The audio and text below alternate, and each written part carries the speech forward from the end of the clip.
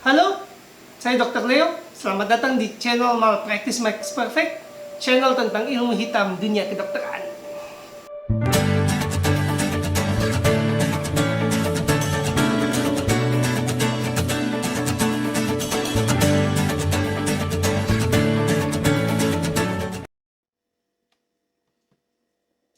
Rumah sakit mencurangi BPJS Kesehatan. Ini berita viral sekitar 1-2 minggu yang lalu. Nah, saya sebagai tenaga kesehatan ya jelas concern bahwa ada pihak rumah sakit yang dituduh merugikan BPJS Kesehatan.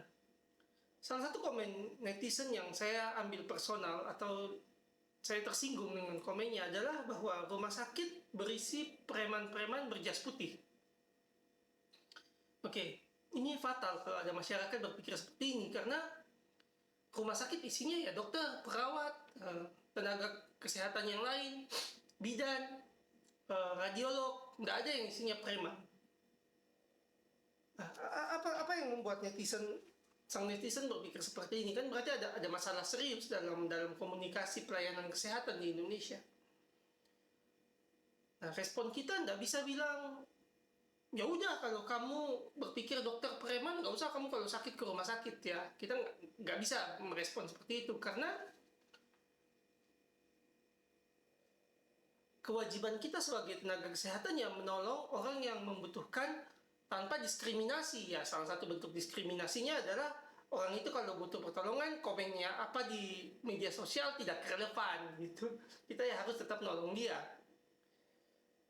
Kita juga nggak bisa bilang, oh netizen ini tipikal yang nggak berpendidikan, jadinya nggak perlu kita tanggapi. Dengan mengatakan seperti itu, kita tidak mengevaluasi komunikasi kita dengan masyarakat dan menggampangkan suatu image negatif yang berkembang di masyarakat. Dan itu juga berbahaya. Dan dua hal ini, dua respon yang datang dari kalangan pengusaha di dunia kesehatan diperburuk dengan respon BPJS Kesehatan terhadap isu rumah sakit pencurangi BPJS Kesehatan ini. Bagaimana BPJS Kesehatan memperburuk respon netizen terhadap isu rumah sakit mencurangi BPJS Kesehatan? Nah, menurut saya respon yang pertama, masalah pertama yang memperburuk image rumah sakit dan pandangan masyarakat terhadap tenaga kesehatan adalah kenyataan bahwa oknum rumah sakit yang mencurangi BPJS Kesehatan tidak diungkap ke publik, sehingga rumah sakitnya tidak punya posisi untuk menjelaskan apa yang terjadi. Jadi kita hanya dengar dari salah satu pihak.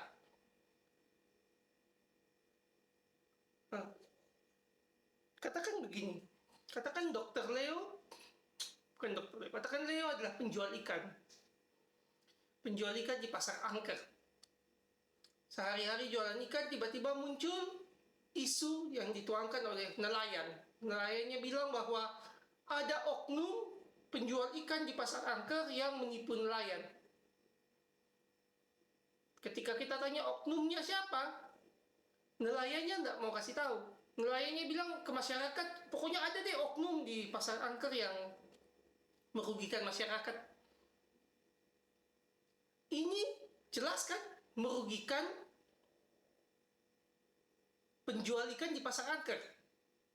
Nah, jadi ada kesan bahwa kalau seakan-akan kalau nelayan bilang oknum atau BPJS mengatakan oknum rumah sakit, itu tidak ada masalah karena tidak merujuk pada semua orang, tidak melakukan generalisasi.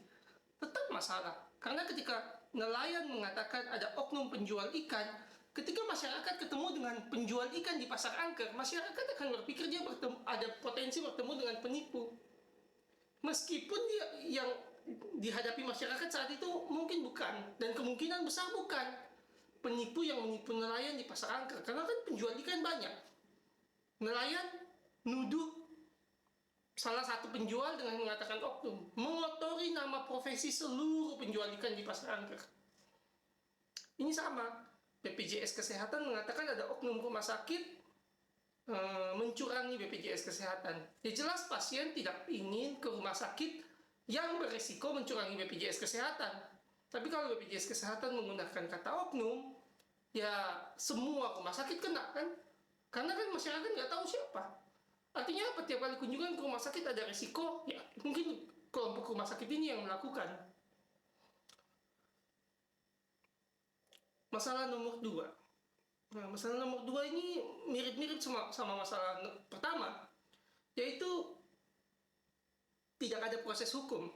Nah, kecurigaan saya, masalah BPJS Kesehatan dengan rumah sakit ini memang tidak akan berjalan ke proses hukum. Alasannya bukan karena backingan, bukan karena konsekuensi atau apapun. Karena kalau ini berjalan ke proses hukum, yang diuntungkan cuma pasien. Semua dirugikan, dari BPJS Kesehatan dirugikan, politik dirugikan, rumah sakitnya sendiri dirugikan. Kan BPJS Kesehatan dirugikan karena semua mekanisme teknis yang tidak ingin diketahui pasien dan tidak seharusnya diketahui pasien dari pandangan BPJS Kesehatan akan diketahui di persidangan. Dari sudut pandang rumah sakit, semua nama baik dalam usaha bisa tercoreng. Dari sudut pandang politik, jika memang ada putusan yang membawa konsekuensi kenaikan premi atau membawa konsekuensi bahwa rumah sakit yang bersangkutan terkait dengan daerah tertentu, maka perlu anggaran lebih atau kebijakan lebih untuk memperbaiki. Jadi yang rugi dari proses hukum ini hanya adalah pasien dan masyarakat yang menjadi klien BPJS Kesehatan. Jadi kemungkinan besar proses hukum ini nggak akan jalan. Padahal proses hukum ini penting karena kan yang rugi nilainya miliaran. Anda bayangkan Anda dituduh menipu Pertamina miliaran, atau bayangkan Anda dituduh menipu Kimia Farma miliaran, atau Anda dituduh menipu warung Padang miliaran.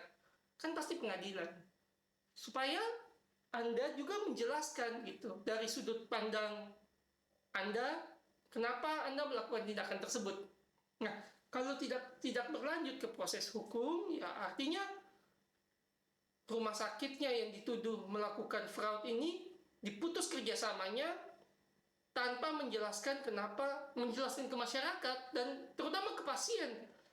Kadang-kadang kita lupa ya bahwa kalau ketika terjadi fraud atau kecurangan antara rumah sakit dan asuransi, dalam hal ini BPJS Kesehatan, ada potensi pasien dirugikan. Nah, ini seperti dua gajah berkelahi, korban di sekitarnya itu nggak dihitung, hanya dua gajah ini yang diperhatikan, hanya rumah sakit dan BPJS Kesehatan. Tapi pasien yang jadi kolateral ini seakan-akan nggak penting. Nah, proses hukum ini akan memperjelas gitu loh. Kenapa sampai rumah sakit melakukan tindakan tersebut? Kalau benar, kan bisa aja nggak benar. Innocent until proven guilty kan, maksudnya asas praduga tak bersalah, bisa aja tuduhan ini tidak terbukti. Tapi kita perlu tahu teknis pelayanan medis itu seperti apa sih, teknis pembiayaan seperti apa sih sampai ini bisa terjadi. Dan pasiennya mati apa enggak, pasiennya cacat apa enggak, pasiennya dirugikan enggak atas kecurangan ini. Nah ini feeling saya sih nggak akan pernah masuk, karena lagi yang diuntungkan cuma pasien dan keluarga. Politisi, politik, rumah sakit dan BPJS Kesehatan dirugikan kalau proses hukum berlanjut. Jadi kayaknya nggak bakal berlanjut. Masalah ketiga ini yang paling penting. Karena saya dumbfounded atau bingung ketika mendengar Direktur BPJS Kesehatan menjelaskan kepada DPR bahwa fokus solusinya adalah mengendalikan pembiayaan dan mencegah kecurangan. Di dalam benak saya itu mirip seperti ini. Katakan ada krisis ekonomi, kriminalitas meningkat. Solusi yang ditawarkan adalah semua orang yang melanggar hukum ditangkap. Apa akibatnya? chaos. Kenapa? Karena masalah utamanya bukan di kriminalitas meningkat. Masalah utamanya di krisis ekonomi. Dengan memperbaiki krisis ekonomi, kriminalitas akan turun dengan sendirinya. Kira-kira gambaran kasarnya begitu kalau dianalogikan ke BPJS Kesehatan.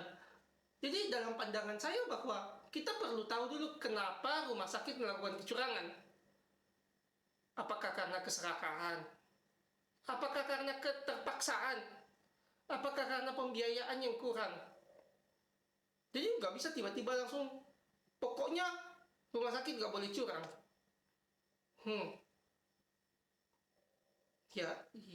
Ya apa boleh pasien mati gitu kalau seumpamanya masalahnya pembiayaan. Seumpamanya rumah sakit melihat pembiayaan BPJS kurang. Kalau rumah sakit tidak menaikkan atau memalsukan data pasien mati. Nah, apa boleh pasien mati, yang penting rumah sakit nggak fraud. Seumpamanya. Konteksnya gimana? Biar lebih ke teknis. Pasien stroke membutuhkan biaya sekitar 30 sampai 40 juta. Harga obatnya aja minimal 25 sampai 30 juta untuk stroke. Nah, BPJS Kesehatan mengatakan obat-obatan ini ditanggung kalau rumah sakit punya ICCU. Nah, katakan rumah sakit tidak punya ICCU. Berapa nilai klaimnya? Seumpamanya, saya ini bukan pegawai BPJS, saya tidak punya kerjasama dengan BPJS, tapi seumpamanya rumah sakit tersebut diklaim BPJS Kesehatan 9 juta rupiah untuk kasus stroke karena alasan dia nggak punya ICCU. Akibatnya apa? Jadi pasien butuh 30 sampai 35 juta, BPJS Kesehatan bilang kamu nggak punya ICCU, jadi nilai tanggungannya hanya 9 juta. Obat nggak ditanggung. Akibatnya apa? Pasien mati, kan? Ini jelas dong, pasien mati atau cacat. Nah, responnya tidak bisa, ya kalau kamu nggak punya ICCU, kamu rujuk. Kenapa? Karena kemungkinan pasien tiba di rumah sakit sudah 2,5 jam dari gejala. Dengan limit 3 jam. Kan obat stroke harus masuk sebelum 3 jam. Kalau pasien sudah tiba di UGD 2,5 jam setelah gejala, tidak bisa lagi dirujuk. Sudah terlambat. Ini antara obat masuk atau mati atau cacat. Obat masuk atau mati atau cacat. Nggak ada rujuk sudah kayak gini. Kalau rujuk, sampai di rumah sakit rujukan ya pasti kalimatnya, Bapak terlambat, sudah lewat 3,5 jam, otak udah rusak. Ketika ini terjadi, ketika pasien butuh obat dan tidak ada option dirujuk, klaim 9 juta rupiah, pasien butuh 30 juta rupiah. Apa yang harus dilakukan rumah sakit? Nggak dijawab, nggak bisa dijawab. Ini kayak masalah yang secara politik sangat pahit. Ya karena kalau kita tanggung ya rugi di anggaran. Kalau kita nggak tanggung ya pasien mati konyol, mati sia-sia. Karena kan dia nggak boleh beli obat. Solusi sebelum kasus ini mencuat adalah rumah sakit memalsukan pasien supaya klaimnya bisa mencapai 40 juta supaya dia bisa ngasih obat yang pasien butuhkan. Sekarang saya tanya ke BPJS Kesehatan yang terhormat, kepada anggota DPR yang terhormat, yang salah siapa kalau itu terjadi? Katakan bapak saya kena stroke. Saya tahu tanggungan stroke BPJS Kesehatan 9 juta. Saya tahu rumah sakit yang dituju tidak punya ICCU. Alteplase yang ayah saya butuhkan 2 vial. 1 vial harganya 12,5 juta sampai 15 juta. Saya bawa tetangga saya. Saya bawa 5-6 orang tetangga saya pura-pura stroke di UGD. Tujuannya apa? Tujuannya sederhana, supaya bapak saya bisa dapat obat. Supaya rumah sakitnya nggak rugi. Karena saya tahu kalau saya datang tanpa tetangga saya pura-pura jadi stroke, rumah sakit gak bakal ngeluarin obat 30 juta untuk klaim 9 juta. Nah, di kasus ini, siapa yang salah? Apa Atau rumah sakitnya yang salah memalsukan pasien? Apakah saya salah minta tetangga saya pura-pura sakit? Atau apakah BPJS yang salah nanggung 9 juta ketika kebutuhan pasien 30-40 juta? Ini nggak hanya sebatas stroke. Stroke hanya contoh. Saya bisa pakai contoh yang lain. Umpamanya saya tertusuk paku. Rekomendasi WHO, seseorang yang tertusuk paku kotor perlu menerima vaksin tetanus kalau belum terima, dan tetanus imunoglobulin. Mereknya Tetagam. Harganya 250.000. Nah, sedangkan kalau saya ke layanan primer, klaim yang saya dapat 50.000. Ya udah, saya bilang ke tetangga saya 4 orang, ayo dong datang ke klinik X biar bisa diklaim 5 kunjungan supaya saya bisa dapat Tetagam. Ya biar dokternya untung juga, ya saya bawa 7 orang lah. Jadi total klaim 350.000. Pasien palsu semua. Sekarang saya tanya, balik lagi, yang salah siapa? Apa saya yang bawa tetangga-tetangga saya yang tidak sakit supaya saya bisa dapat obat yang benar? Atau salah yang nanggung bahwa semua pasien mau hipertensi, PPOK, asma, tertusuk paku ditanggung 50.000? Padahal kebutuhannya mungkin 250.000, mungkin 750.000, mungkin 900.000. Dia harus bawa tetangga kan, kalau enggak kan pasti nggak dilayani dengan benar. Pasti dilayanin, tapi tidak menerima obat yang seharusnya. Supaya dia menerima obat dan tes yang seharusnya, dia harus bawa tetangga dong. Nah, sekarang siapa yang salah? Apakah dia yang bawa tetangga mau dipidanakan karena menipu? Apakah praktek dokternya yang salah karena memalsukan pasien yang sehat dia bilang berkunjung karena sakit? Apa boleh gitu dokternya atau kliniknya itu menerima pasien, kemudian pasien butuhnya obat A, karena obat A di atas 50.000 harganya, bilangnya 300.000 atau 400.000, si dokter ini ngasih obat yang salah, yang harganya lebih murah supaya coverannya dapat. Harus gitu ya? Gitu. Pertanyaan saya bukan bahwa ada yang melakukan itu. Saya tanya, kalau kayak gitu siapa yang salah? Solusinya apa? Jadi solusinya nggak bisa lebih dari subsidi silang, karena jelas BPJS Kesehatan nggak mau subsidi silang, karena kalau subsidi silang kan harus ada klaim yang jauh lebih besar daripada kebutuhan pasien. Saya tanya, di mana itu? Di mana sakit apa yang klaimnya lebih besar dari kebutuhan pasien? Karena kalau di kalkulasi resiko, semakin besar jumlah kasusnya, semakin banyak di Indonesia, klaimnya harusnya makin murah karena jumlah kasusnya besar. Kalau klaimnya jauh di atas kebutuhan pasien pada kasus itu, meskipun memungkinkan subsidi silang, pembiayaan nggak bisa dikontrol. Ya, jadi pertanyaan saya, subsidi silang dari mana kalau memang jawabannya subsidi silang? Jadi video ini isinya lebih daripada pernyataan. Saya hanya terus bertanya gitu, salah siapa kalau ini terjadi? Masalah keempat, tidak adanya upaya menjaga keselamatan pasien. Jadi ini hanya pandangan saya ya. Jadi saya kan bukan ahlinya dalam bidang kesehatan masyarakat, bukan ahlinya dalam asuransi, tidak ada pengalaman di asuransi, tidak ada pengalaman di kedinasan kesehatan. Jadi ini benar-benar pandangan yang sangat amat mungkin meleset dari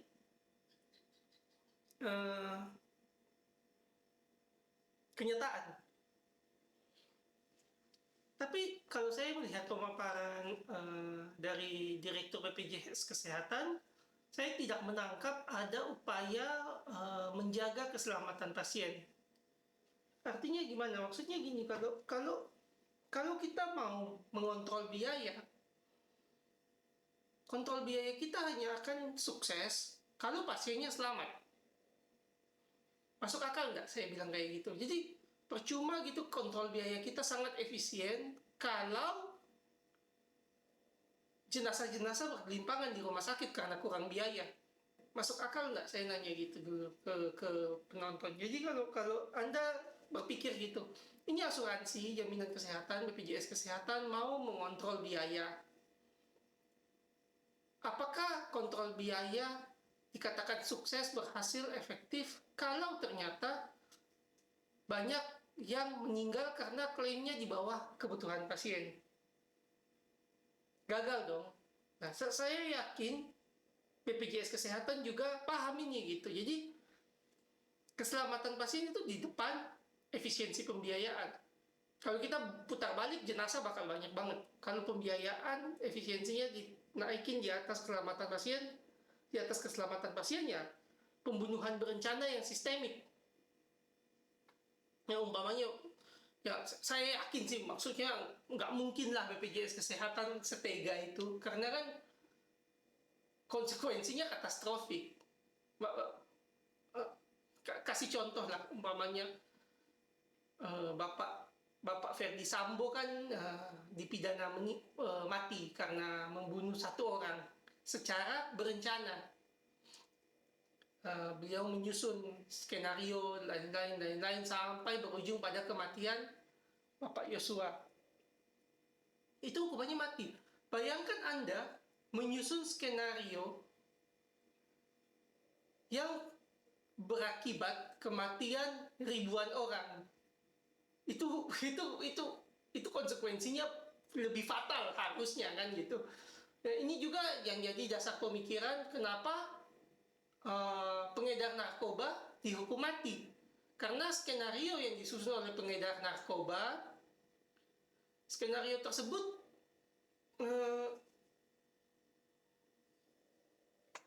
mencelakakan banyak orang. Meskipun beliau tidak secara langsung membuat orang overdosis. Nah, jadi jaminan kesehatan punya tanggung jawab moral ke masyarakat yang mirip. Jadi kebijakan efisiensi tidak bisa di atas keselamatan pasien. Dan ini ada beberapa cara untuk melakukan efisiensi pembiayaan tanpa mencelakakan pasien. Cara pertama adalah membangun sistem atau lembaga pengawasan. Nah, kalau di asuransi swasta ini tidak populer karena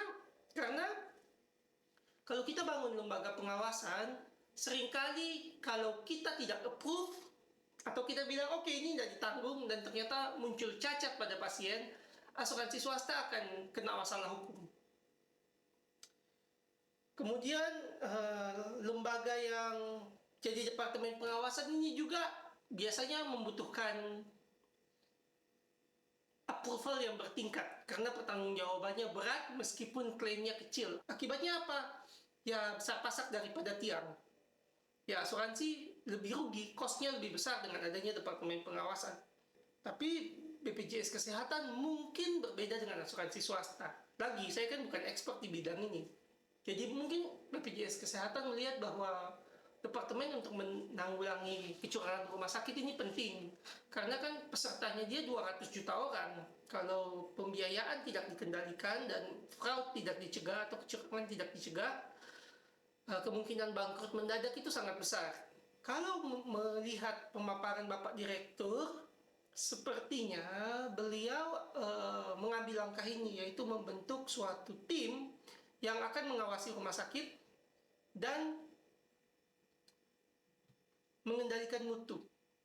Nah, saya akan mulai dari istilah yang digunakan, utilization review. Utilization review ini kalau di dunia asuransi ya, sederhananya asuransi memveto kebijakan dokter.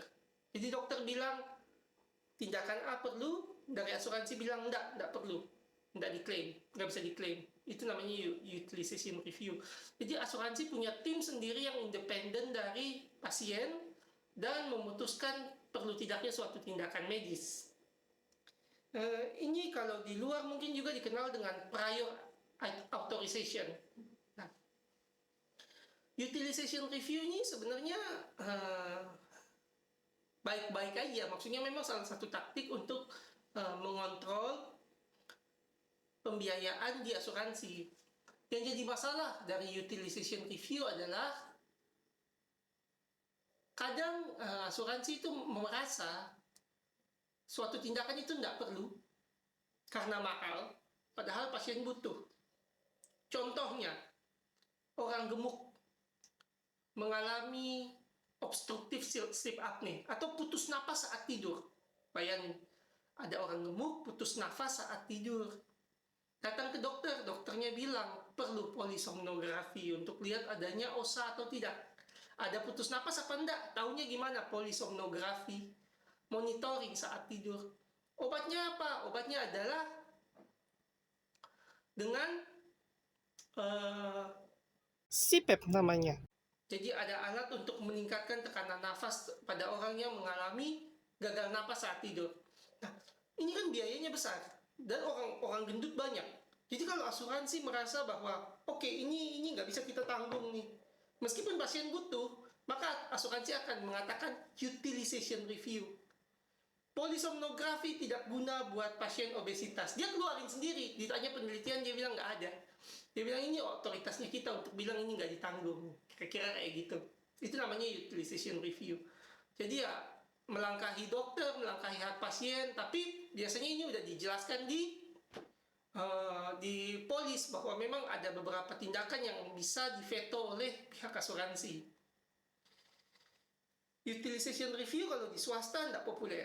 Ya jelas dong, karena kalau dia bilang, oke, ini kamu nggak perlu, kita nggak tanggung, terus tiba-tiba pasiennya mati atau putus napas, ya itu pengadilan. Gitu.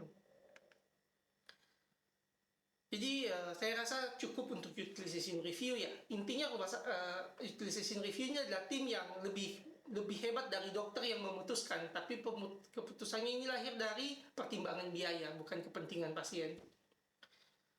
Kemudian ada namanya tim kendali mutu kendali biaya. Nah, tim kendali mutu kendali biaya ini di pemahaman saya rancu. Nama timnya bagus. Umpamanya saya bilang, Dimas, kamu masuk tim kendali mutu kendali biaya, tapi job desk-nya rancu. Maksudnya apa tim kendali mutu kendali biaya? Apakah kita mau mempertahankan mutu atau meningkatkan mutu? Kemudian menyesuaikan biaya, atau kita menekan biaya lalu menyesuaikan mutu? Kan dua bisa, kan jalurnya ada dua. Mutu yang tinggi biaya akan tinggi, mutu yang rendah biaya akan rendah. Itu dulu. Ini kayak hukum alam, udah jangan didebat lagi, karena memang beberapa kasus ini nggak benar. Tapi pada banyak kasus kalau mutu tinggi biaya tinggi, mutu rendah biaya rendah. Nah, apakah kita mau tingkatkan mutu sampai pasien selamat baru kita tekan biaya, di mana itu kontrol biayanya pasti gagal? Karena kalau pasien selamat kemungkinan biayanya akan besar. Atau kita tekan biaya kemudian mutunya kita sesuaikan dengan budget yang kita punya. Balik lagi ke contoh stroke tadi. Umpamanya kita bilang, oke, kita tidak bisa tanggung setiap orang stroke di Indonesia 40 juta. Jadi yang kita lakukan adalah kita kendalikan biayanya, kita klaim 9 juta, terus mutunya kita sesuaikannya 9 juta sebagus apa sih supaya pasiennya merasa ditolong padahal mati konyol gitu. Jadi ada dua interpretasi, dan saya tidak tahu maksud dari Bapak Direktur mengatakan tim kendali mutu kendali biaya ini yang ke arah mana. Jadi saya akan abstain untuk judge bahwa ini ke arah sini loh, ini ke arah sini loh. Saya simply tidak tahu. Saya benar tidak tahu. Tapi kalau di konteks lapangan itu gimana sih? Nah, konteks lapangan maksudnya kalau sudah ada tim kendali mutu kendali biaya itu efeknya apa sih ke hidup pasien? Mari kita kembali ke stroke. Saya suka kasus stroke bukan karena saya expertnya. Saya suka kasus stroke karena efeknya itu langsung terlihat. Dan memang ada contoh dari negara maju bagaimana memperlakukan pasien stroke. Pertanyaannya, apa sih pelayanan stroke yang berkualitas itu kayak gimana sih? Kan kalau bilang tim kendali mutu kendali biaya, bagaimana sih supaya pelayanan stroke itu bermutu tinggi? Kan bahasa politiknya gitu, bagaimana supaya pelayanan stroke bermutu tinggi? Pelayanan stroke bermutu tinggi itu ada di gambar ini. Yang Anda lihat ini adalah gambar ambulans dengan CT scan. Di dalam ambulans ini sudah ada alteplase, obat 30 juta yang dibutuhkan pasien stroke. Ini loh pelayanan stroke berkualitas tinggi. Jadi begitu pasien punya gejala stroke, langsung di CT scan di ambulans. Obat masuk di ambulans. Baru dievaluasi selanjutnya di rumah sakit. ini biayanya nggak bisa 30-40 juta. Ini satu pasien stroke sekitar 60-80 juta. Ini loh, bermutu tinggi. Lalu gimana sih pelayanan stroke bermutu rendah? Ya kebalikannya ini.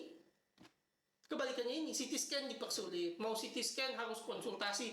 Perawat lihat, dok kayaknya butuh CT scan. Dokter umum bilang, telepon dokter spesialis bilang observasi dulu. Dokter umum telepon ulang dokter spesialis RCC. Sudah lewat 1 jam baru bisa dapat CT scan. Ya kira-kira gitu. Bedanya apa? Ya ini langsung ambulans. Paramedis yang melakukan CT scan kan cuma teknisi, bahkan bukan dokter. Kenapa? Karena gelar gak penting, alat lebih penting. Nah, kalau kita mau mencelakakan pasien tapi menekan biaya, ya kita jual gelar, tapi alat gak ada. Karena pembiayaan alat jelas lebih besar daripada gaji gelar. Sama juga dengan obat-obatan. Kalau kualitas tinggi, obatnya langsung dikasih. Kualitas rendah, syaratnya harus ada ICCU, harus ACC dokter spesialis, harus ACC dokter konsultan, harus verifikasi klaim. Syaratnya banyak ya, terlanjur mati orangnya. Orang stroke itu harus 3 jam. 3 jam obat harus masuk. 3 jam obat harus masuk, 2 jam baru ambulan sampai kan telat. Jadi bagaimana supaya obat masuk secepatnya, CT scan secepatnya?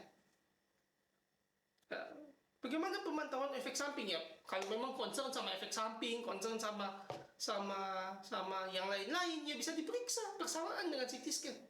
Jadi itu bukan alasan CT scan tidak dikerjakan. Nah, ketika tim kendali mutu, kendali biaya masuk, mereka mau ke arah mana? Apakah mereka ke arah ambulans yang menyelamatkan atau mau ke arah mempersulit pasien sampai mati konyol di UGD? Nah, saya bilang mati konyol karena sebenarnya kita tahu protapnya seperti apa gitu loh, dan seluruh dunia tahu protapnya seperti apa. Ini bahkan bukan rahasia gitu. Menurut saya pribadi, ini benar-benar di luar ekspertis, hanya pendapat. Utilization review dan tim kendali mutu, kendali biaya ini rawan masalah hukum. Karena bisnis hitamnya kalau kita menolak klaim pasien adalah kebencian. Apalagi kalau keluarga merasa bahwa yang kita tolak adalah haknya dia. Meskipun bukan haknya dia. Jadi gini maksud saya. Gini, kalau umpamanya bapaknya Dimas kena suatu sakit yang membutuhkan obat senilai 500.000. Di kontrak memang ada bahwa bapaknya Dimas tidak masuk haknya 500.000. Tapi kalau nggak dapat obat ini, bapaknya Dimas meninggal atau cacat. Nah, bagaimana tim kendali mutu, kendali biaya atau utilization review menjelaskan bahwa bapakmu akan mati karena kamu nggak punya 500.000? Itu sangat amat sulit. Dan berbahayanya adalah ketika ini sulit, pertanggungjawaban tersebut dilempar ke dokter. Nah, ini fenomena yang bukan hanya di Indonesia sebenarnya ya. Kalau kalian baca-baca modern healthcare atau majalah-majalah tentang penanganan kesehatan di luar negeri, ini juga bisa terjadi gitu, di mana asuransi untuk menghindari masalah hukum menimpakan penjelasan penghilangan hak pasien kepada dokter. Jadi dokternya yang harus menjelaskan bahwa bapak obat ini nggak ditanggung. Pendapat saya pribadi, kalau dokternya tidak bekerja kepada asuransi bersangkutan, jadi bukan dokter yang dilabel sebagai pegawai asuransi itu, ini merupakan malpraktek asuransi. Karena bukan job desk dokter bukan job desk atau deskripsi tugas dokter untuk menjelaskan sesuatu yang menjadi kebutuhan pasien tapi tidak ditanggung asuransi. Ini bahkan berpeluang atau berpotensi menjadi pelanggaran etika. Kalian pasien, kebayang nggak kalian ke dokter, hak kalian tidak ditanggung, dan dokternya mempersuasi bahwa kalian nggak butuh itu padahal kalian butuh. layak nggak sebagai seorang dokter melakukan itu? Kan nggak boleh kita. Umpamanya kamu butuh obat X, asuransi bisikin ke dokternya, saya nggak mau jelasin, nanti masalah hukum. Kamu jelasin ya kalau dia X itu nggak ditanggung. Ya jelas dokternya nggak bakal bilang, Pak, Bapak akan mati, obat X nggak ditanggung. Enggak, ya terpaksa. Bahasanya lain. Entah mau bilang, Pak, Bapak nggak butuh obat X, Pak, obat X ini mungkin Bapak butuh, tapi Bapak belum butuh sekarang, ya bahasa-bahasa seperti itu. Dan itu bukan salah dokternya, karena kan kalau nggak gitu, kerjasamanya dia diputus. Ini adalah malpraktik asuransi yang paling berbahaya. Dan ini bukan tidak terjadi di Indonesia, tapi banyak terjadi di luar. Balik lagi, jadi ada dua hal yang sangat krusial, sangat penting, yang bisa menyelamatkan peran dan fungsi dan etik dari tim kendali mutu, kendali biaya, dan utilization review. Apa dua hal ini? Satu, nilai pertanggungan harus sesuai kebutuhan pasien. Kedua, kontrak dengan pasien atau klien harus jelas. Nah, ini saat ini kan nomor satu pertama. Jadi pertanggungan kalau memang pasien butuh stroke 30 juta atau 40 juta, atau serangan jantung butuh 40 juta atau 30 juta, ditanggungnya 30 juta, 40 juta. Ya, kalau seumpamanya sakit saya nggak cuma itu, umpamanya COPD butuh 750.000 untuk rawat jalan. Kalau dokter umumnya dapat 50.000, tim kendali mutu utilization review kan nggak ada guna. Kenapa? Karena pasien belum mendapatkan hak sesuai dengan kebutuhannya dia. Kalau asuransinya atau jaminan kesehatannya menjual bahwa sakit tersebut ditanggung. Kan lucu gini, saya bilang, Bapak PPOK ditanggung ya, kalau kebutuhan medisnya Bapak ditanggung, kita akan tanggung obatnya. Begitu ke dokter, kita bilangnya, Bapak, kalau ada yang berobat, intinya kamu dapat 50.000, meskipun sakitnya PPOK. Padahal kita tahu obat PPOK 750.000. Ya tim kendali mutu, kendali biaya pasti nggak jalan, karena dari nilai yang disepakati aja udah melenceng dari kebutuhan pasien. Ya, balik lagi ke kalimat tadi bahwa kendali mutu, kendali biaya nggak ada gunanya kalau jenazah berkelimpangan. Jadinya kita jadinya membuat pembantaian sistemik terhadap orang sakit. Kita larang dia beli obat, kita larang dia untuk second opinion, pokoknya dia harus ambil obat yang kita kasih meskipun obatnya salah ataupun benar. Dan kita bilang kita tanggung. Ya ujung-ujungnya pasti cacat atau meninggal.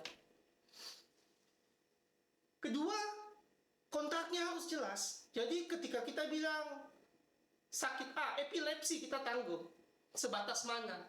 Ini sebenarnya jelas kok. Kalau asuransinya seperti Prudensial, Allianz, kalian ikut asuransi kesehatan seperti itu, akan jelas polisnya, sakit apa yang disebut apa, kondisi apa yang disebut apa yang disebut apa. Kalau kurang jelas, pasti bisa minta ke agennya untuk menjelaskan dalam wujud tertulis. Saya melihat bahwa BPJS Kesehatan ini masih perlu untuk mempertajam hak-hak pasien ini. Jadi secara teknis apa sih haknya pasien? Dan kalau hak itu tidak terpenuhi, konsekuensinya apa ke pasien, konsekuensinya apa ke rumah sakit, konsekuensinya apa ke BPJS Kesehatannya sendiri. Balik lagi kayak pertanyaan tadi kan, pasien butuh 40 juta, yang ditanggung 9 juta, pasien nggak boleh beli obat, pasien meninggal, tanggung jawab siapa? Itu bukan pertanyaan yang klise, bukan pertanyaan yang tidak teknis, itu pertanyaan yang sangat teknis. Karena kalau terjadi, yang disalahkan adalah teman-teman sejawat saya, yang disalahkan adalah dokter-dokternya. Padahal kan dokternya juga nggak dapat banyak kok dari situ. Orang banyak habis di operasional. Pertanggungjawabannya kemana gitu? Kalau seumpamanya suatu pembiayaan kurang dari kebutuhan pasien. Jangan bicara mutu dulu. Mutu itu setelah kita lewat standar minimal mutu kan. Tapi kalau standar minimal kita nggak lewat, kita bicara mutu kan percuma. Karena ada batas minimal gitu loh. Jadi bisnis kesehatan ini bukan bisnis entertainment. Saya minta maaf pada artis, model gitu ya. Tapi maksudnya gini, kalau seumpamanya artis atau model dalam persaingan yang sangat ketat, namanya biasa-biasa aja. Ketika kita minta jasanya beliau, itu rate-nya atau harga yang dia tawarkan mungkin bisa sangat rendah, jauh di bawah market rata-rata. Dan itu nggak ada yang dirugikan. Tapi di kesehatan kita nggak bisa gitu kan. Umpamanya kamu sakit X, butuh obat 40 juta, atau butuh obat 750 ribu, atau butuh obat 5.000 rupiah. Tapi asuransi nggak mampu bayar. Nggak bisa kita desain bahwa, oh iya kan pertanggungannya banyak banget ini, dana kita bocor kalau kita nggak tekan. Jadi kita tekan di bawah kebutuhan pasien. Dia butuh 5.000, kita bayar 1.000 rupiah. Dia butuh 5.000, kita bayar 4.000 rupiah. Hasil akhirnya itu pelayanan kesehatan nggak jalan. Pelayanan kesehatan percuma atau menjadi berbahaya. Iya dong, kamu kebayang nggak doktermu, ini non bedah ya, non bedah, saya nggak paham bedah. Tapi doktermu disuruh ngasih obat di bawah kebutuhannya kamu. Kemungkinan obatnya bahaya nggak? Kamu butuh obat A, nggak dibayar, kamu dikasih obat B. Kan mencurigakan, semiskin-miskinnya kamu tetap mencurigakan gitu. Benar, memang banyak obat yang murah, tapi perhitungannya tetap harus distandarkan ke kebutuhan pasien yang minimal. Nggak bisa menekan biaya sesuai kemampuan asuransi. Kalau kita terus gitu ya membahayakan pasien. Lagi saya nggak tahu apa yang digunakan di BPJS Kesehatan. Yang saya dapatkan dari uraiannya adalah taktiknya maunya ada utilization review, ada tim kendali mutu, kendali biaya. Apakah lagi balik ke pasal nomor 4, apakah pembiayaan ini selama ini sudah sesuai dengan kebutuhan pasien? Harusnya sudah. Karena kalau belum, tim ini tidak akan efektif. Solusi terbaik menurut saya, lagi ini kan channel opini, menurut saya cara terbaik untuk menghilangkan fraud dari rumah sakit terhadap BPJS Kesehatan adalah pertanggungan yang sesuai dengan kebutuhan pasien, dan notifikasi aja pasiennya kalau memang dia mau ke rumah sakit. Umpamanya gini, pertanggungan sudah sesuai, tiba-tiba Dimas atau Leo dapat SMS, Anda terdaftar di rumah sakit XXX pada tanggal 15 Juli 2023. Kalau saya tidak merasa akan ke sana, kan berarti identitas saya dipalsukan. Ada yang memakai hak BPJS Kesehatan saya. Ini pasti saya laporkan. Sederhana kan? Jadi kalau masyarakat Indonesia percaya pada BPJS Kesehatan, percaya pada pertanggungan BPJS Kesehatan yang sesuai kebutuhan pasien, masyarakat Indonesia tidak akan mengizinkan rumah sakit melakukan kecurangan terhadap BPJS Kesehatan. Bapak saya kena stroke, saya ajak tetangga-tetangga saya buat pura-pura sakit stroke. Tetangga-tetangga saya bakal menolak. Bakal bilang, ngapain kita nipu BPJS Kesehatan? Kan kamu udah ditanggung penuh. Udah nggak ada moral standing untuk membela kecurangan. Kalau masyarakat percaya BPJS Kesehatan menanggung sesuai kebutuhan pasien.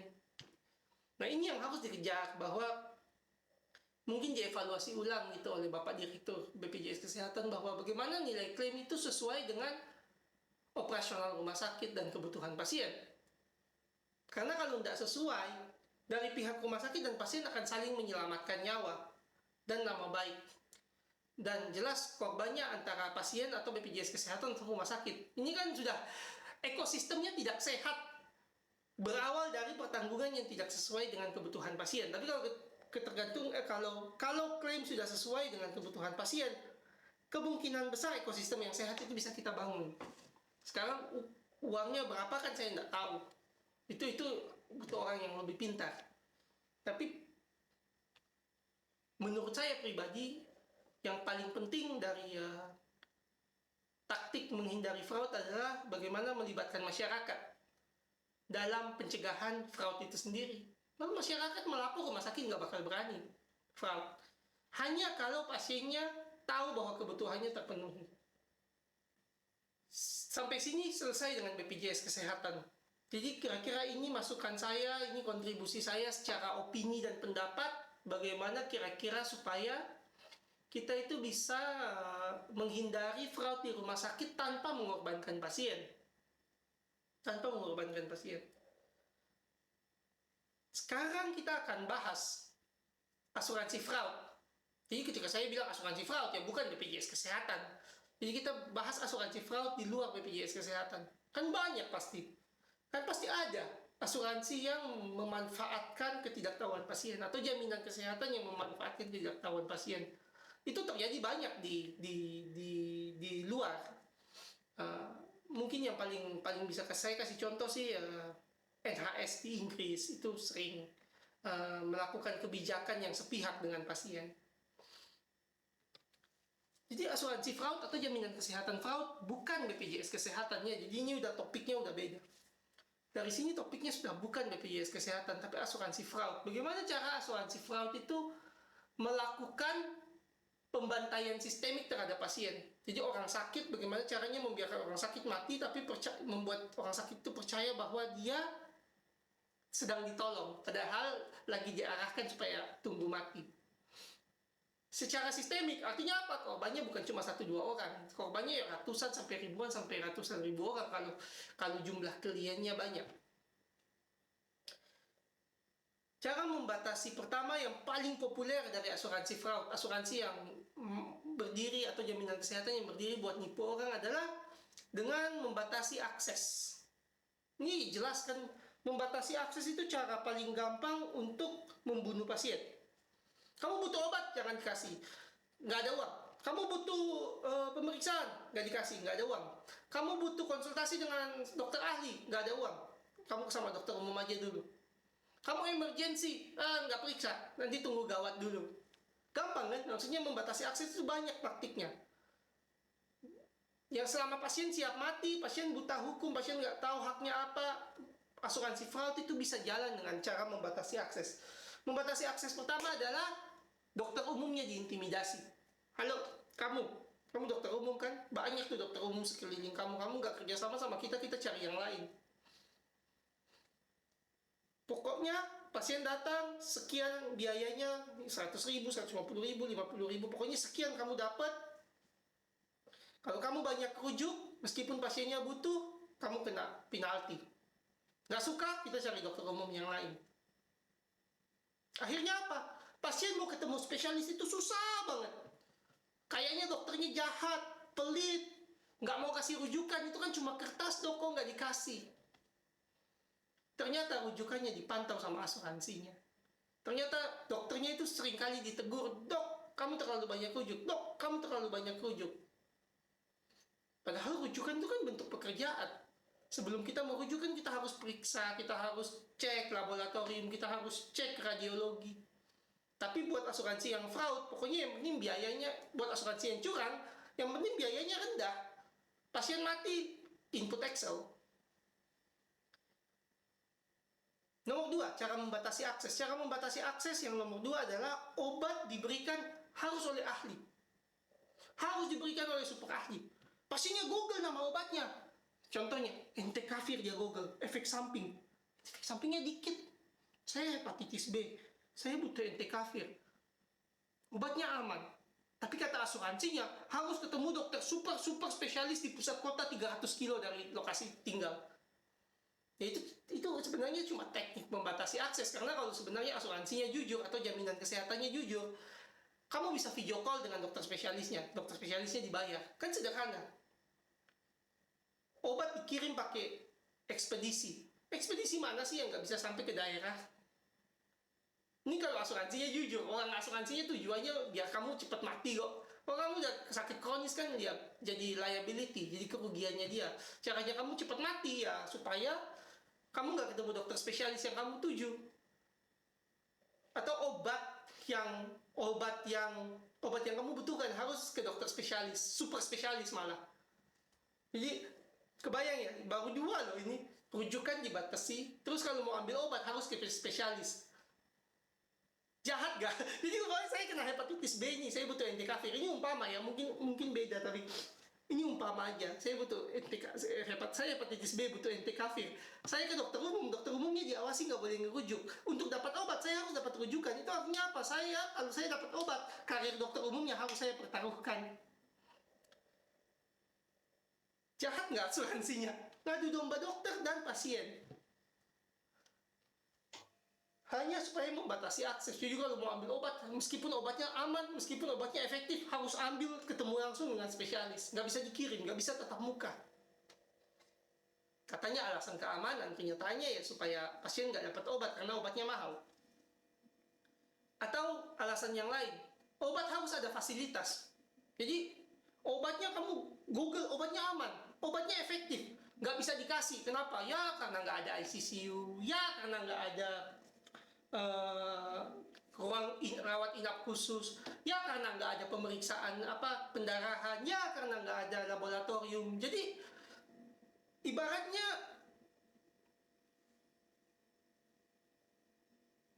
pasien meninggal karena kita nggak mau ngasih obat, karena obatnya nggak ditanggung karena nggak ada fasilitas. Gini deh, saya kasih perumpamaan deh. Ahmad digigit ular berbisa. Dia ke dokter Leo.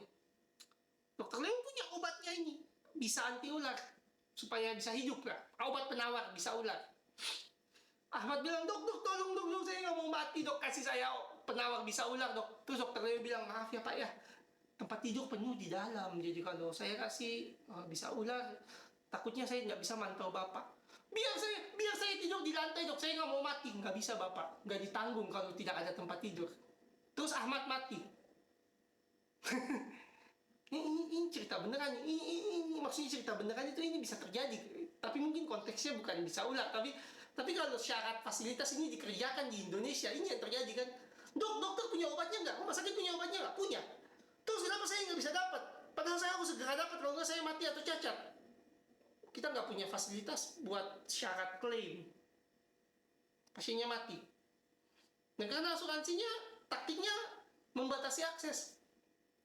Atau taktik membatasi akses yang lain. Taktik membatasi akses yang lain itu adalah harus izin. Jadi mau periksa darah yang dibutuhkan pasien harus izin dokter spesialis atau super spesialis. Mau melakukan resusitasi tertentu atau tindakan tertentu atau obat tertentu, khususnya obat yang mahal, harus izin supervisor yang paling tinggi gitu. Harus izin kepala bagian. Harus izin yang jabatannya susah didapat lah.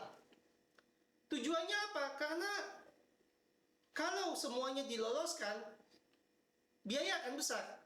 Bagaimana supaya mempersulit bahkan tenaga kesehatan yang bekerja menghadapi pasien untuk bisa memberikan obat. Caranya apa? Pakai otoritasnya dia, pakai bosnya dia. Kamu harus izin bosmu susah dihubungi. Atau bosmu merasa terganggu kalau dihubungi. Ya pastilah kamu lebih sedikit menghubungi bosmu, selesai ngasih pasien. Dan untuk kasus yang kayak gini, biasanya ya bosnya itu ya super spesialisnya itu atau kepala bagian atau ya intinya bukan spesialisnya tapi jabatannya itu tinggi di rumah sakit yang sulit untuk dihubungi, atau kalau dihubungi kita harus super sopan, kalau enggak selesai karir ya, kira-kira kayak gitulah. Ya yang kayak gini kan pasien akan celaka, padahal obatnya mungkin aman, obatnya mungkin dibutuhkan. Nah, kemudian taktik berikutnya untuk membatasi akses. Membatasi akses ini yang paling saya bahas karena asuransi fraud atau curang paling gampang memang membatasi akses, karena ini yang paling ditakuti rumah sakit. Nolong, kerja, gaji orang, rugi. Padahal pasien selamat. Layanan emergency, meskipun penyebabnya tidak jelas, tidak diketahui, hanya ditanggung oksigen infus dan transport. Nah, ini taktik membatasi akses. Kalau jaminan kesehatannya itu bilang ke masyarakatnya atau pesertanya dia, kalau emergency, jangan takut ke UGD, datang aja, pasti ditolong. Dokter UGD nggak bakal nolak, kita udah bayar. Padahal yang mereka tanggung infus oksigen, tunggu mati atau transport. Entah di tujuan ada tempat apa enggak, itu urusan nomor 2. Itu menolong. Padahal kalau Anda nonton video saya yang judulnya mati dirujuk, itu bukan menolong. Tapi ini adalah taktik supaya layanan emergensi murah, supaya layanan emergensi tidak perlu cari penyebab emergensi, tidak perlu mengatasi emergensi. Tujuan layanan emergensi yang tidak kerjasama adalah supaya pasien merasa ditolong, pasien tidak viralkan, ya mati masukin ke Excel. Oke, membatasi akses selanjutnya. Membatasi akses selanjutnya adalah setelah keluar rumah sakit, tidak boleh rawat inap lagi selama 30 hari. Ini ya sama, saya udah bahas, jadi saya nggak akan bahas ulang, tapi intinya membatasi supaya orang nggak ke rumah sakit berkali-kali. Meskipun butuh, nggak bisa diklaim. Saya udah bahas di video selanjutnya, dirujuk, mati saat dirujuk salah siapa di video sebelumnya, jadi saya nggak bahas di sini lagi. Dan taktik membatasi akses yang terakhir adalah taktik pukul rata, di mana pasien tidak peduli kebutuhannya apa, tidak peduli butuh obat apa, dokternya dibayar sama, kliniknya dibayar sama, rumah sakitnya dibayar sama, UGD-nya dibayar sama. Meskipun kliniknya itu di pelosok Papua, yang logistiknya mungkin untuk 1 kilo 100.000, disamakan dengan yang di Jakarta. Malah lebih lucu, kadang-kadang di Jakarta yang rumah sakitnya sebelah pabrik farmasi, gudang farmasi, itu bisa dapat obat klaim lebih mahal daripada yang di pelosok Papua yang logistiknya 100.000 per kilo. Nah, ini kenapa itu bisa terjadi? Supaya membatasi akses. Jadi pasien dikasih tahu kamu akan ditanggung sesuai kebutuhan medis, tapi di cap, dibatasi nilai ekonominya di layanan kesehatan. Cerita lengkapnya gimana sih dari teknik membatasi akses ini?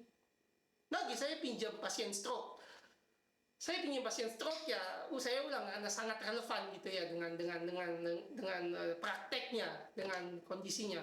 Jadi pasien stroke begitu punya gejala ringan, dia datang ke layanan primer, minta rujukan. Layanan primer maksudnya dokter umum, minta rujukan. Rujukannya nggak dikasih. Kenapa? Karena gejalanya hilang. Umpamanya lemah separuh badan, begitu sampai ke dokter umum, gejalanya udah hilang dok, udah dikasih antrian, rujukan. Kemudian dia pulang, kambuh lagi, datang lagi. Nah sekarang gejalanya nggak hilang, dia dirujuk ke UGD rumah sakit kan. Nah dirujuk di UGD rumah sakit, sampai sana nggak langsung dikasih CT scan atau dikasih obat. Katanya rumah sakitnya nggak punya ICCU, jadi obatnya nggak ditanggung. CT scan nggak langsung dikerjakan. Kenapa? Karena dokternya susah dihubungi.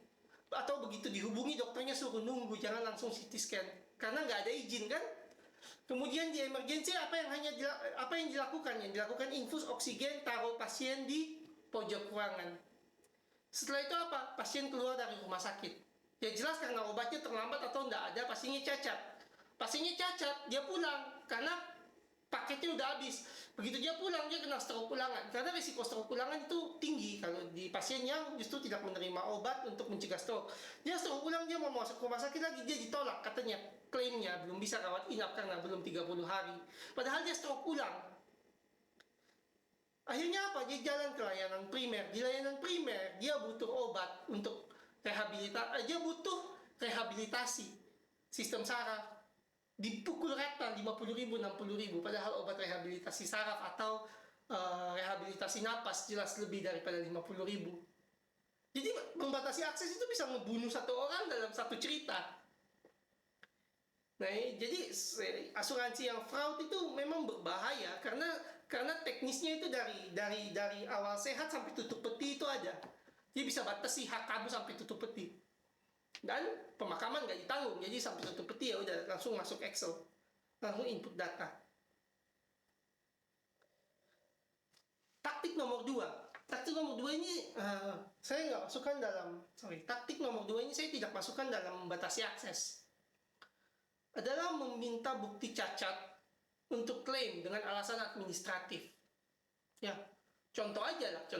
Maksudnya gini, kayak kalau stroke bisa diklaim kalau CT scan-nya tidak normal. Ya, padahal kan kita berharap pengobatan stroke ya CT scan-nya terus normal. Artinya apa? Otaknya nggak banyak yang rusak. Kalau CT scan abnormal kan berarti pengobatan stroke mungkin gagal, mungkin enggak, karena sudah terjadi kerusakan otak. Atau yang lain deh. Paru-paru harus rusak kalau mau klaim infeksi paru. Padahal infeksi paru di awal, paru-paru itu bisa normal. Infeksinya masih belum merusak paru secara struktural. Tapi kalau untuk klaim paru-paru harus rusak. Katarak harus ditanggung kalau sudah berat, penglihatannya udah hilang. Jadi kataraknya harus tebal, didokumentasikan. Ya udah, kalau itu terjadi, pasiennya akan rabunnya berat, jatuh, patah tulang, baru bisa dioperasi katarak. Karena hanya ditanggung kalau berat kerabunannya. Atau contoh yang lain, osteoporosis, tulang rapuh, hanya ditanggung obatnya kalau tulang sudah patah. Jadi ini lebih dari membatasi akses. Ini benar nyuruh dokter, hey dokter, kamu di pendidikan kan dibilang mencegah lebih baik dari mengobati. Kamu di pendidikan bilang utamakan kesehatan pasien. Kamu di pendidikan dibilang bahwa pasien adalah guru terbaik. Kamu di pendidikan dibilang bahwa pasien itu adalah klien atau customer. Wah, buang semua di tempat sampah. Pokoknya kamu nunggu sampai pasien cacat baru kita klaim. Kamu mau pakai prinsip waktu kamu kuliah, kamu nggak dibayar. Itu loh asuransi fraud, model kerjanya aja udah. Ya, mudah-mudahan nggak ada di Indonesia, tapi ini jahat lah. Karena kan membuang etik ke tempat sampah. Karena etikanya kan nggak boleh gitu. Nggak boleh dokter itu sengaja nunggu cacat. Tapi kalau sistem pembayarannya suruh menunggu cacat, ya mau diapain? Nah, yang terakhir, teknik asuransi fraud dalam membahayakan pasien adalah mengatur dan mendikte pelayanan medis. Jadi begitu dokter belajar lama, dia belajar guidelines, belajar tata cara mengobati pasien dari Jepang, Amerika, dari Eropa, dari Afrika, kadang-kadang standar pengobatan dari WHO dia pakai. Belajar lama, beberapa pergi ke Jepang, pergi ke Amerika seminar, pergi kemana-mana seminar buat ngabisin ratusan juta untuk nambah ilmu. Begitu sampai Indonesia, asuransinya bilang, bro, itu ilmu nggak dipakai di sini. Ini Indonesia, itu kan Amerika, itu kan Jepang, itu kan WHO. Nggak, itu internasional, nggak usah pakai ilmunya kita. Nih, itu nggak perlu.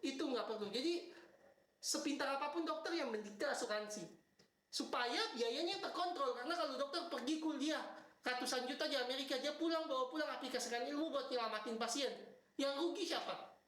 Asuransi. Kan asuransinya nggak mau, jadi langsung begitu mereka pulang semua, enggak, itu nggak ditanggung. Itu Amerika, ini Indonesia. Ya, di Indonesia mati masuk Excel, beda, nggak bisa. Ya, moga-moga sih nggak ada sih yang fraud kayak gini di Indonesia. Tapi di luar udah lumayan banyak. Karena biaya kenyataan pahitnya adalah biaya kesehatan itu terus naik. Perkembangan ilmu pengetahuan dan teknologi di bidang kesehatan tidak searah atau sama cepatnya dengan pertumbuhan ekonomi negara-negara, termasuk negara maju. Jadi asuransi cepat atau lambat harus menganut sistem yang membahayakan pasien. Cuma degree-nya beda-beda tiap asuransi. Jadi kalau satu asuransi itu menggunakan teknik yang absolut membahayakan pasien, ya harusnya kan ya kriminal lah. Kan ini nyawa, nggak bisa diganti. Ini kan cacat, yang rawat bukan asuransinya tapi keluarga. Saya rasa itu aja. Terima kasih. Terima kasih telah menonton video Malpractice Makes Perfect. Tonton terus. Jangan lupa like, comment, share, dan subscribe. Saya berharap video ini tidak putus. Informasinya hanya di Anda, tapi Anda bisa terus membagikan video-video saya. Semoga dengan dibagikannya video ini, Anda bisa menyelamatkan kesehatan keluarga dan rekanan dan kenalan Anda. Sekali lagi, terima kasih.